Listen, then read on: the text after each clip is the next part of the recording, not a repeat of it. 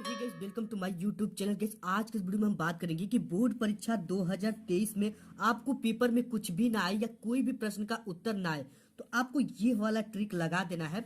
101% guarantee है कि teacher कभी जिंदगी में आपको फेल नहीं करेगा। ठीक है, कभी जिंदगी में आप फेल नहीं हो सकते हैं, ये मेरी 100% गारंटी। ठीक है, और साथ ही साथ अगर ये ट्रिक लगाओगे, एग्जामिनर अगर देख भी लेगा इस ट्रिक को तो काफी खुश होकर आपको पूरा नंबर भी देगा। ठीक है, अगर आपने अभी तक कुछ भी नहीं पढ़ा, आप जो पढ़े वो 0% पढ़े हो, ठीक है, आपने 0% पढ़ा या आपको बोर्ड परीक्षा में कोई भी प्रश्न नहीं आता है तो आपको उसका उत्तर कैसे लिखना है 101% बिना पढ़े, ठीक है, बिना याद किए अगर वो ट्रिक अप्लाई करते हो तो पूरा का पूरा आपको नंबर मिलेगा। यही नहीं, आज के इस वीडियो में मैंने आपको पूरा का पूरा पेपर भी लिया है और यहाँ पे साथ ही साथ बोर्ड की कॉपी भी लिया है। ठीक है, सभी पेपर लिए, यहाँ पे जितने भी आपके सब्जेक्ट के पेपर होते सभी 2023 के हमने पेपर यहाँ पे आप देख सकते हो कि मैंने ले रखा है। ठीक है, ये साइंस की पेपर है और ये देख सकते हो सामाजिक विज्ञान की पेपर है, ये गणित की पेपर है। यानी कि आप चाहे 10th में हो या 12th में हो, ठीक है, चाहे आप 10th में हो या 12th में हो, दोनों के लिए ये ट्रिक बहुत ज्यादा अच्छा ट्रिक है। इससे आप कभी जिंदगी में फेल नहीं हो सकते। इन दोनों को ये ट्रिक लगा देना। ठीक है, बोर्ड परीक्षा 2023 में चाहे जितना भी टॉपर हो, ऐसा होता है कि कोई प्रश्न बोर्ड एग्जाम में आपको नहीं आता है या उसका उत्तर नहीं पता होता है तो आपको उसको कैसे लिखना वो ट्रिक मैं आपको शेयर करने वाला हूँ। 101% आपको पूरी की पूरी नंबर भी मिलेगी। ठीक है, तो सबसे पहले हम हिंदी का देखेंगे। देखो हिंदी में हमने क्या क्या लिया है। ठीक है, यहाँ पे कॉपी ले रखा और यहाँ पे हिंदी की पेपर है। ठीक है, 20 बहुविकल्पी प्रश्न समाप्त होने के बाद आपको आ जाता है इसमें लिखने के लिए ये इस तरह के गद्यांश। ठीक है, अब देखो गद्यांश पद्यांश दोनों की ट्रिक बताऊंगा कि आपको कैसे सॉल्व करना है। सबसे पहले तो आपकी कॉपी भी इस तरह से एक स्केल की ज्यादा की दूरी लेकर पाई खींचना है और प्रश्नोत्तर संख्या डाल देना है। ठीक है, हम पहला कर रहे हैं तो पहला डाल देना है यहाँ पे। ठीक है, पहले का कौन सा करना है, हमें क करना है तो क को डाल देना है यहाँ पे, पहले का क। ठीक है, इस तरह से हमने डाल दिया सब कुछ। डालने के बाद हमें किसको किसको सॉल्व करना ये देता है पद्यांश। ठीक है, इसके नीचे 3 क्वेश्चन होते हैं तो सबसे पहले आपको यह एक नैतिक डैश डैश एकदम लास्ट हो गया तक आपको ये लिख देना है गद्य। ठीक है, यह एक नैतिक डैश डैश हो गया। इतना लिखने के बाद आपको लिखना होता है संदर्भ। ठीक है, आपको इस पेपर का संदर्भ नहीं पता है कि यह किस चैप्टर से लिया गया तो उसको कैसे लिखना है। ठीक है, तो संदर्भ जो लिखा जाता है वो सबसे पहले एक चीजें लिखी जाती है। क्या लिखी जाती है, ये सभी गद्य में आपको ट्रिक ये काम देगा। ठीक है, आपको यहाँ पे लिखना प्रस्तुत गद्यांश हमारी पाठ्य पुस्तक, यहाँ पे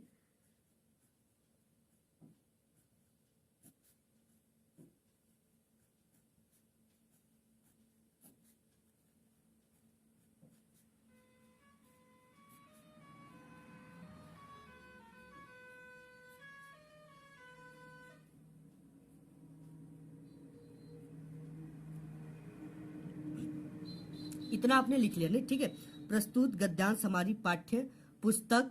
इसके बाद आपको क्या लिखना है, लिखना होता है हिंदी। ठीक है, ये हिंदी से लिया ही गया, आप जानते हो कि ये किस पेपर का परीक्षा है, हिंदी का। तो आपको क्या करना है, ब्लैक पेन से लिखना है हिंदी और इसे जब भी लिखना है आपको ब्लैक पेन से ही लिखकर इन्वर्टेड कॉमा बंद कर देना। ठीक है, इतना तो आपको सभी में करना है। ठीक है, हिंदी। अब इसके बाद लिखना क्या है, देखो गद्य खंड में संकलित। ठीक है, क्या लिखना है, गद्य खंड में संकलित।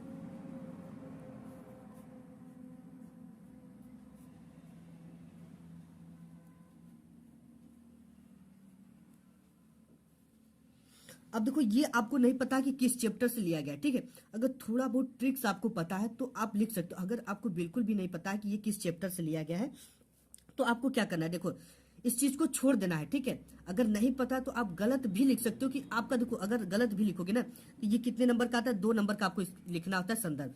तो 1 नंबर आपको 101% इतना मिलेगा। प्रस्तुत गद्यांश हमारी पाठ्य पुस्तक हिंदी गद्य खंड में संकलित है। ठीक है, तो जैसे अगर ये भारतीय संस्कृति पाठ से लिया गया है तो देखो मैं आपको एक ट्रिक और बताता हूँ। जैसे यहाँ पे कुछ आपको पता चला कि ये भारतीय संस्कृति पाठ से लिया गया है।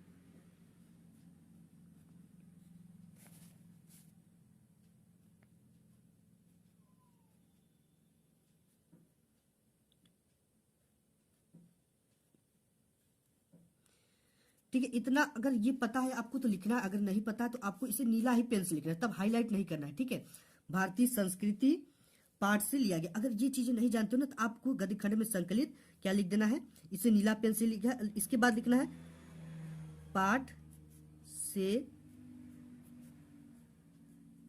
लिया गया है। ठीक है, ये पाठ से लिया गया है। अब इसके बाद इसके लेखक लिखने के लिए आता है तो आपको इस तरह से लिखना है। ये चीजें तो सभी में सेम रहेंगी। ठीक है, इसके लेखक, अब देखो इसके लेखक कौन है, इसके लेखक डॉक्टर राजेंद्र प्रसाद है। ठीक है, तो आपको नहीं आता तो इसके लेखक हैं। कुछ भी अगर पता हो तो आप लिख दो कि देखो अगर गलत लिखोगे तब भी आपको 1 नंबर मिलेगा। ठीक है, इतना कि लेखक अगर हमको पता है तो हम यहाँ पे लिख देते हैं। जैसे आपको अगर पता है तो आपको इस तरह से लिखना है। ठीक है, डॉक्टर राजेंद्र प्रसाद है।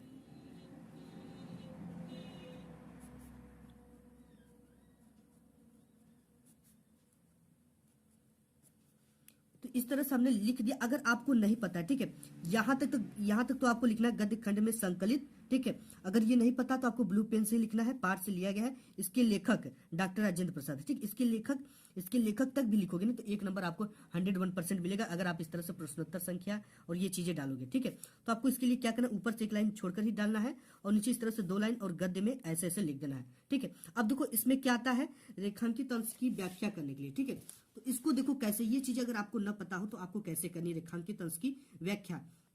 तो सबसे पहले हमें क्या डालना है, हेडिंग दूसरा कि रेखांकित अंश की व्याख्या, जो कि आपको यहीं से मिल जाएगा। तो सबसे पहले हम डाल देते हैं रेखांकित अंश की व्याख्या के लिए हमने इस तरह से हेडिंग डाल दिया। ठीक है, अब देखो एक चीज सभी में लिखा जाता है, सभी रेखांकित अंश की व्याख्या करोगे तो आपको ये लिखना कि प्रस्तुत,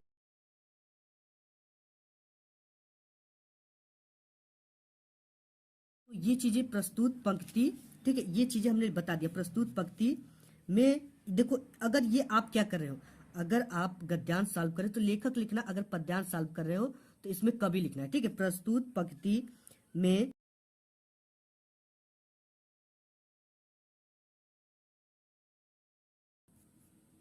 अब देखो ये चीजें सभी में सेम रहेंगी। ठीक है, सभी आप गद्यांश जितने भी लिखोगे, प्रस्तुत पंक्ति में लेखक कहता है या प्रस्तुत गद्यांश में लेखक कहता है कि। अब देखो आपको कौन सी ट्रिक लगाना है, यहाँ पे क्या क्या दे रखा है, हमने ऐसे ही मूर्त रूप को अपने बीच चलते फिरते हंसते रोते भी देखा है।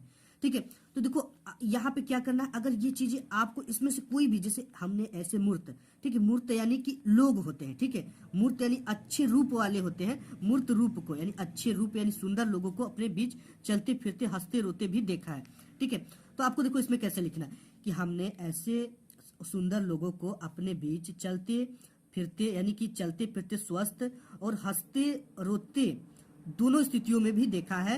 और जिसने अमृत की स्मृति, अब देखो जिसने अमृत की यानी आजीवन चीजें होती है। ठीक है, स्मृति यानी याद दिलाकर हमारी सुखी हड्डियों में नई मज्जा डाल हमारे मृताशय शरीर में नए प्राण फूके हैं और मुरझाए हुए दिलों को फिर से खिला दिया है। ठीक है, तो ये अपने शब्दों में लिखना है कि जो हमारी सूखी कम हड्डियों का मतलब क्या होता है कि सभी चीजों से आशा जो है टूट जाना होता है। ठीक है, अगर नहीं आती बनाने तो आपको यहाँ से उठाना है और यहाँ तक दिया जाता है। ठीक है, जो भी रेखांकित अंश है इसको सिंपली क्या करना है, इसके बाद आपको पूरा का पूरा लिख देना है। ठीक है, ये चीजें मैं लिख नहीं रहा हूं, आपको समझा दिया, आप लिख सकते हो। ठीक है, इस तरह से आपको की के बाद लिख लेना है। अगर आपका पद्यांश होता तो यहाँ लेखक की जगह पे क्या होता, कवि होता। ठीक है, नेक्स्ट चीजें देख लेते चीजें है, देखो आप पे पद्यांश आता है तो पद्यांश में भी उसी तरह से करना है। ठीक है, मैं आपको जल्दी जल्दी बताता हूँ क्योंकि वीडियो काफी लंबे हो जाने वाली है, देख रहे हैं हम।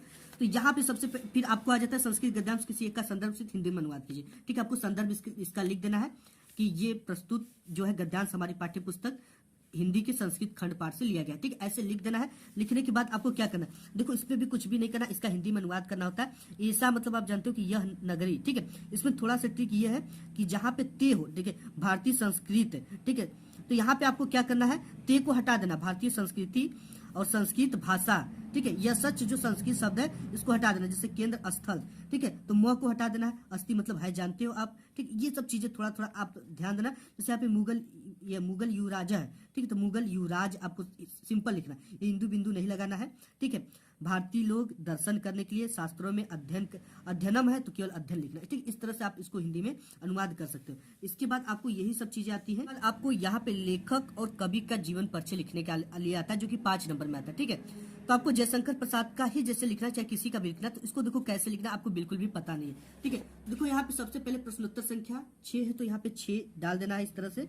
ठीक है, ये ब्लैक पेन से आपको डालना है, जयशंकर प्रसाद इस तरह से हेडिंग डालना है। अब देखो जयशंकर प्रसाद ना का अगर आपको जन्म और मृत्यु पता है तो आप पूरा जीवन परिचय लिख लोगे। ठीक है, अगर ये भी चीजें नहीं पता है तो अगर आप जानते हो कि जयशंकर प्रसाद जो थे ये छायावाद के प्रवर्तक थे। ठीक है, तो आपको अगर ये पता है कि जयशंकर प्रसाद छायावाद के, तो आपको इस तरह से लिखना, छायावाद के प्रवर्तक जयशंकर प्रसाद का जन्म 1889 ईस्वी में सुगनी साहू परिवार वाराणसी में हुआ था। ठीक है, अगर ये चीजें आपको पता है तो तो आप ये लिख सकते हो, ठीक है, इस तरह से लिख सकते हो। अगर ये चीजें भी नहीं पता है तो आपको क्या करना है, देखो 2-3 चीजों को बात ध्यान देना जीवन परिचय लिखते समय। पहली चीज की जन्म आपने लिख लिया और इनके माता पिता का नाम नहीं पता है तो भी चलेगा। आपको लिखना है कि जयशंकर प्रसाद ने कई सारी रचनाएं की हैं, जिसमें से कुछ रचनाएं आप ये लिख सकते हो जैसे इनके झरना, लहर, आंसू। अगर ये चीज अगर ये भी नहीं पता है तो आपने लिख सकते हो कि बहुत सारे इन्होंने लेख लिखा है, जिसमें से कई सारे नाटक लिखे हैं जो कि काफी ज्यादा परिचित है, कई सारे इन्होंने निबंध लिखे, कई सारी कहानियां लिखते जो कि काफी लोकप्रिय थी, लोग उसे काफी ज्यादा पढ़ते थे, इस तरह से। और इनकी प्रारंभिक शिक्षा जो कि सभी में होती है कि इनकी प्रारंभिक शिक्षा घर पर ही हुई या इनकी प्रारंभिक शिक्षा स्कूल छूट गया, ठीक है, इनके परिवार में कुछ प्रॉब्लम, कुछ समस्या थी जिस वजह से इन्होंने अपनी पढ़ाई घर पर ही रहकर पूरी की। इन सब चीजों को अगर आप पॉइंट को ध्यान देते हो, ठीक है, तो आप इनके पूरे जीवन परिचय को लिख सकते हो। तो आपको कई तरीका हमने बता दिया। सबसे पहले अगर आप जानते हो कि जयशंकर प्रसाद छायावाद के प्रवर्तक है तो लिख देना है छायावाद के प्रवर्तक जयशंकर प्रसाद का जन्म, ठीक है, 1889 ईस्वी में। इतना लिखने के बाद आप सब कुछ लिख सकते हो कि इनके बचपन में इनके माता पिता नहीं रह गए, ठीक है, नहीं रहे, ऐसा सभी लगभग जो लेखक और कवि होते हैं उनमें होता है। और इन्होंने जो कुछ रचनाएं का तो आपको पता है तो उसको लिख लेना है, ठीक है। तो ये सब चीजें हैं, जैसे कि मैं इसको लिख कर भी अगर आप कहोगे तो बता दूंगा, लेकिन आप यही चीजें लिखना है, ठीक है, आपकी टाइम वेस्ट होगी, काफी वीडियो लंबा भी बन सकता है। तो आप देखो यही सब चीजें लिखना है कि इनकी प्रारंभिक शिक्षा नहीं हो पाई है, ठीक है, इन्होंने कई सारे पुस्तकें लिखी हैं, ये सब चीजें आप भर सकते हो जयशंकर प्रसाद का। केवल आपको जन्म और मृत्यु पता है तो आपको ब्लैक पेन से लिखना है, ठीक है।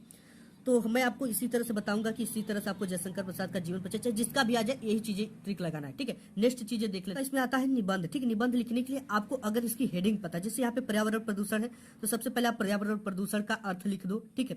प्रदूषण का मतलब तो जानते ही आप कि मतलब कि हमारे जो आसपास का वातावरण है उसका दूषित हो जाना ही पर्यावरण प्रदूषण कहलाता है, ठीक है। इससे रिलेटेड जैसे कि वायु प्रदूषण होता है, जल प्रदूषण होता है, मृदा प्रदूषण होता है, रेडियोधर्मी प्रदूषण होता है, इनके बारे में डिटेल्स में लिख दो, ठीक है। प्रदूषण के रोकथाम के उपाय लिख दो, ये हेडिंग, और इसके बाद उपसंहार लास्ट में लिख दो, ठीक है। ये ऐसे आप पूरा कर सकते हैं। नेक्स्ट अब देख लेते हैं, आपको इंग्लिश की पेपर में भी कुछ नहीं आता या कोई भी प्रश्न का उत्तर नहीं आता तो आपको कैसे लिखना है, ठीक है। ये ट्रिक लगाओगे 101% गारंटी कहता हूँ कि नंबर मिलेगा ही मिलेगा। जैसे यहाँ पे आपका ये लॉन्ग क्वेश्चन आ गया या शॉर्ट क्वेश्चन, ठीक है, किसी को भी आपको बनाना है। सबसे पहले बनाने से पहले एक बात का जरूरी ध्यान देना है कि क्वेश्चन वर्ड जब भी आते हैं तो इसको हटा देना है और शुरू सब्जेक्ट से करना है। और सब्जेक्ट कैसे मिलता है, कौन या किसको से प्रश्न पूछने पर मिलेगा आपको। और साथ ही साथ एक चीज और सबसे इंपॉर्टेंट चीज है कि आप जब भी क्वेश्चन के आंसर बनाओ, ठीक है, तो ये जिस टेंस में उसी टेंस में आपको बनाना है, इसका बहुत ज्यादा ध्यान देना। टेंस में अगर देखो जैसे यहाँ पे अगर डिड लगा हो, किसी भी अक्सर डिड से ही पूछता है तो डिड को हटाकर क्रिया का सेकेंड फॉर्म लगा देना। और सेकेंड फॉर्म अक्सर ई डी या डी लगाने से बन ही जाता है, ठीक है। तो जैसे यहाँ पे आ गया how did the hail stones affected the field of Lencho, तो देखो इसमें कौन या किसको से प्रश्न पूछने पर आपको सब्जेक्ट मिल जाएगा, या आपको जो हेल्पिंग वर्ब होगा ना, अगर ये यहाँ पे क्वेश्चन वर्ड होगा हेल्पिंग वर्ब, उसके जस्ट बाद आपको क्या मिल जाएगा, सब्जेक्ट मिल जाता है, ठीक है। अगर आपको कुछ नहीं आता उस सिचुएशन में तो देखो हाउ डिड द ये hailstone affected the field of Lencho, मतलब कि लेंचो के खेत को तूफान ने किस प्रकार प्रभावित किया, किसको, हेलस्टोन, ये तूफान ने, कौन प्रभावित किया, तूफान ने, किसने प्रभावित किया, तूफान ने। तो यहाँ सब्जेक्ट किसको से प्रश्न, कौन से प्रश्न पूछने मिल रहा है, ठीक है। तो यहाँ पे आपको देखो लिखने की ट्रिक क्या है। सबसे पहले आपको इस तरह से कॉपी ले लेनी है, सभी प्रोसेस वही है, आंसर टू क्वेश्चन नंबर आपको डाल देना है। यहाँ पे 8वें का कर रहे हो ये तो आपको 8वां यहाँ पे डालना और ये यहाँ पे डाल देना है। इस तरह से डालने के बाद आपको देखो क्या करना है, यहाँ पे क्या करना है, सब्जेक्ट द हिल स्टोन मिल गया, ठीक है। न मिले तो क्या, किस इस कंडीशन में क्या करना है आपको, सबसे पहले ये हेल्पिंग वर्क के जस्ट बाद सब्जेक्ट होता है ना। तो यहाँ पे ये हो गया, तो यहाँ पे हेल स्टोन मुझे क्या मिल गया, सब्जेक्ट। तो हमें यहाँ पे आंसर लिखना है, ठीक है। तो यहाँ पे हमें लिखना है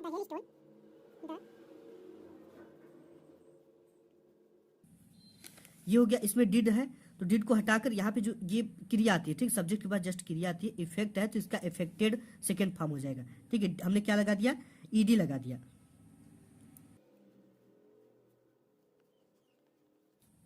ये चीजें हो गई, ठीक है। Affected the field of Lencho, यहाँ पे क्या है, affected the field of Lencho. देखो एग्जामिनर यही चीजें आपकी कॉपी में देखता है, ठीक है।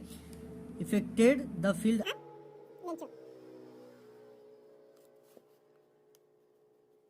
ठीक है, इतना आपने लिख दिया। अब देखो इसके बाद क्या करना, एग्जामिनर आपके यही रूल को देखता है, ठीक है, कि आपने ग्रामर के रूल को फॉलो किया है कि नहीं किया है। अगर यही चीजें देख लेता है कि ग्रामर के रूल को फॉलो किया तो आपको पूरा पूरा नंबर दे देता है। ऐसे में और भी आपको बता दूं, इसके बाद इफेक्टेड, इसके बाद दो ही चीजें आपको, या तो आप बिकॉज याद कर लो या तो दैट याद कर लो, ठीक है, या सो दैट याद कर लो, इसलिए कि, ठीक है। यहाँ पे जैसे बिकॉज भी आप लिख सकते हो, लिखने के बाद, ठीक है, आपके जो पेपर होते हैं इसमें कई सारे पैसेज देते हैं, ठीक है, आपको उसी पैसेज से उठाकर क्या कर देना है, सिंपली क्वेश्चन के आंसर को भर देना है। जब भी पैसेज उठाना है तो एक ऊपर से एक दो लाइन छोड़कर फुल स्टॉप से उठाना है और एक फुल स्टॉप तक लिख देना है, ठीक है। और इसमें आपको वर्ड लिमिट का ध्यान देना है, ठीक है। अगर लॉन्ग टाइप की क्या है तो 40 वर्ड 30 वर्ड भरो, अगर 60 है तो 25 वर्ड ही भरो, ठीक है। ऐसे आप कर दिए तो आपको 101% इस पे मार्क्स मिलेगा ही मिलेगा, ठीक है। ऐसे ही में आप और आपको बताया बेयर, यहाँ पे where were sweets and the snack prepare on special occasion, ठीक है। तो इसके लिए आपको क्या करना है, देखो सब्जेक्ट आपको स्वीट्स एंड स्नैक मिल गया, ठीक है।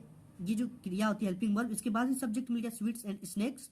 अब यहाँ पे वर है, ठीक है, तो आपको स्वीट्स एंड स्नैक के जस्ट बाद इस वर्ब को लगा देना, helping verb, verb prepared on special occasion, इसके बाद बिकॉज दैट सो दैट, इस को लगाकर वही पैसेज वाली चीजें छाप देनी है, ठीक है। 101% नंबर मिलेगा, यही चीज एग्जामिनर आपके बोर्ड एग्जाम में देखता है। नेक्स्ट देखो आपका है सोशल साइंस, ठीक है। सोशल साइंस में कैसे प्रश्न आते हैं और कौन सी ट्रिक आपको सोशल साइंस में लगाना है, तो यहाँ पे कई सारे क्वेश्चन देते हैं। जैसे यहाँ पे हो गया संघवाद क्या है, रबर की कृषि हेतु आवश्यक भौगोलिक दशा, ठीक है, और या जर्मन एकीकरण की प्रक्रिया के बारे में एक संक्षिप्त लेख लिखिए जो कि 6 नंबर का आता है, ठीक है।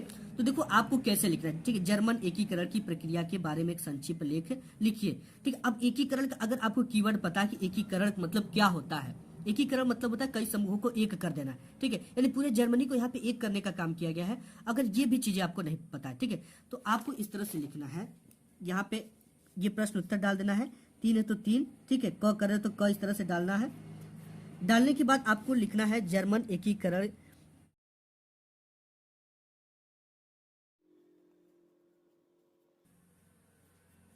ठीक है, जर्मन एकीकरण की प्रक्रिया जो है वो निम्न है, इस तरह से आपको लिख देना है, ठीक है। अब लिखने के बाद देखो आपको क्या करना है, लिखना है कि देखो जब भी एकीकरण हुआ ना तो इसको एक करने के लिए कई लोगों ने अपनी जान की बाजी दी, जान गंवाई। तो आपको इस तरह से लिखना है कि जर्मन एकीकरण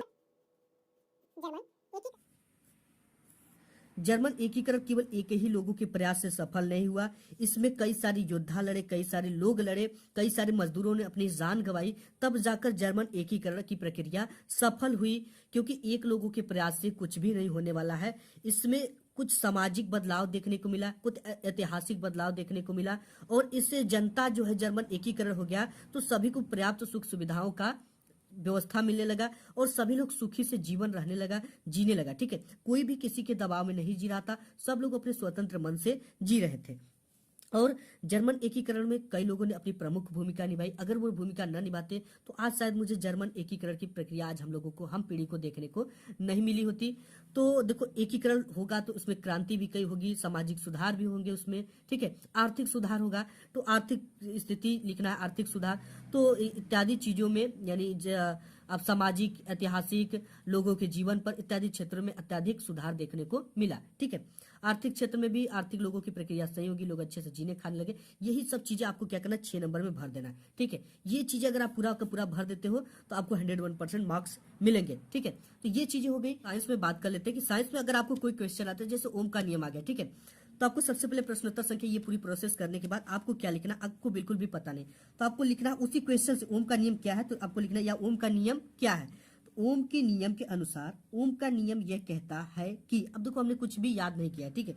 ओम के नियम के अनुसार ओम का नियम यह कहता है कि डैश डैश डैश ओम का नियम कहते हैं। अब इसके जगह पे, ठीक है, ये जो डैश डैश डैश आप देख रहे हो, इसकी जगह पे आपको इससे रिलेटेड कुछ भी कीवर्ड पता है या नहीं पता है तो आप इससे रिलेटेड क्लास में कुछ सुने, इस चैप्टर से रिलेटेड कुछ सुने तो आपको इसको भरकर ओम का नियम कहता है, ठीक, का नियम कहते हैं। अगर जैसे कुछ पता हो, जैसे इसका भौतिक, ठीक है, भौतिक बदलाव जैसे ताप दाप इत्यादि नियत हो तो उसे ओम का नियम कहते हैं, ऐसे भी लिख सकते हो, ठीक है। मैं आपके शब्दों में बिल्कुल बता रहा हूँ, ठीक है। तो अब ओम का नियम का फार्मूला अगर आपको पता है तो बिल्कुल सही है, R बराबर V बाई आई जो होता है इसका फार्मूला। अब देखो फार्मूला पता है तो आपको इस तरह से फार्मूला को क्या करना है, लिख लेना है, ठीक है। अगर देखो ये फार्मूला अगर आपको पता है तो आपको इस डैश डैश वाली जगह पे कुछ भी भरने की जरूरत नहीं, इस फार्मूले को उठाओ भर दो, लेकिन ऐसे मत भरो। आपको लिखना है कि ये V बाई आई के अनुपात को ओम का नियम कहते हैं। अगर ये चीज अगर आपको पता है कि विभवांतर तथा धारा के अनुपात को ओम का नियम R कहते हैं तो आप इसको भी भर सकते हो, ठीक है।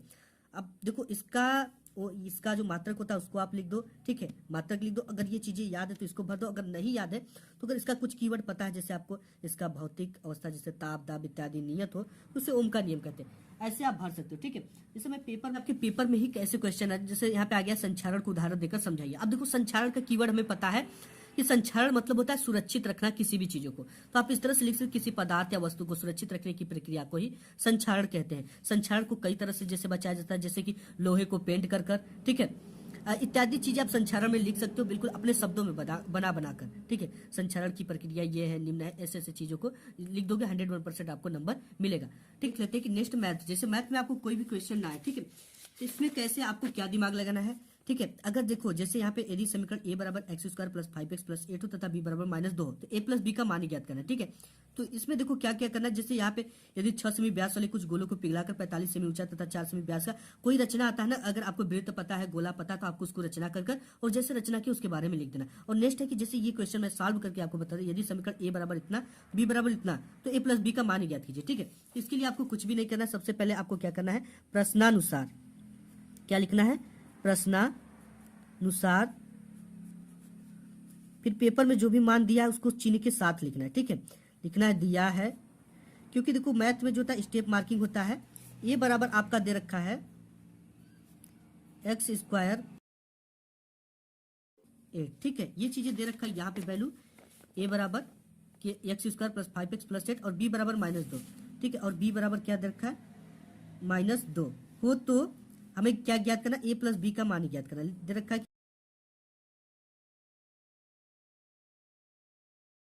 ये देखो स्टेप हमने इतना कर दिया, स्टेप मार्किंग होता है मैथ में, हमने बता दिया। अब आपको क्या लिखना है, ब्लैक पेन से ही लिखना है हल, यहाँ पे हल इस तरह से आप जैसे लिखते हो लिख देना है, ठीक है। हल लिखने के बाद आपको क्या करना है, ए प्लस बी का वैल्यू देर अगर पता है तो लिखो, नहीं पता तो कोई चीज बात नहीं, यहाँ पे आपको लिख देना ए प्लस बी का हमें मान निकालना, ए की वैल्यू उठाकर रख दो, बी की वैल्यू उठाकर रख दो, ठीक है। सिंपली इस तरह से आप सॉल्व करो, और जब भी सॉल्व करो तो ये चिन्ह हर एक स्टेप में आपको लगानी है, ठीक है। इस तरह से इससे पता चलता है एग्जामिनर को इसके बाद आपने नेक्स्ट किया है। और जो भी मान रखते हो, जैसे यहाँ पे बी का अगर मान रखते हो तो बी बराबर यहाँ पे सिंबल चुकी या इसलिए का लगाकर आपको क्या लिखना है, -2, ठीक है। इस तरह से वैल्यू को रखना है। आज की इस वीडियो में बस इतना ही, मिलेगा एक नेक्स्ट वीडियो, तब तक